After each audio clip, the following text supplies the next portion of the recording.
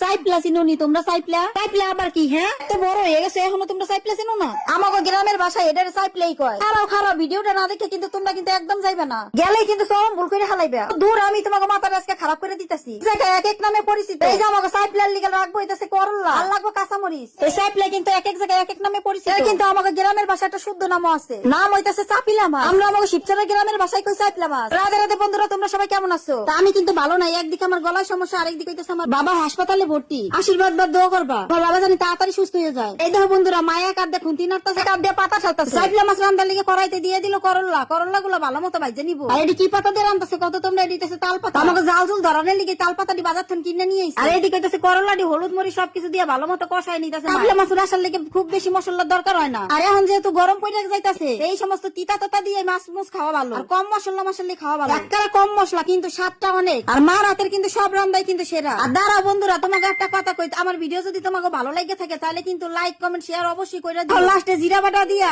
মায়া এখন মাছ নামাই নিছে, দেখো কি সুন্দর হইছে। ভিডিও ভালো লাগলে অবশ্যই চ্যানেলে সাবস্ক্রাইব করে দিয়া আমার চ্যানেলের পাশে থাকো।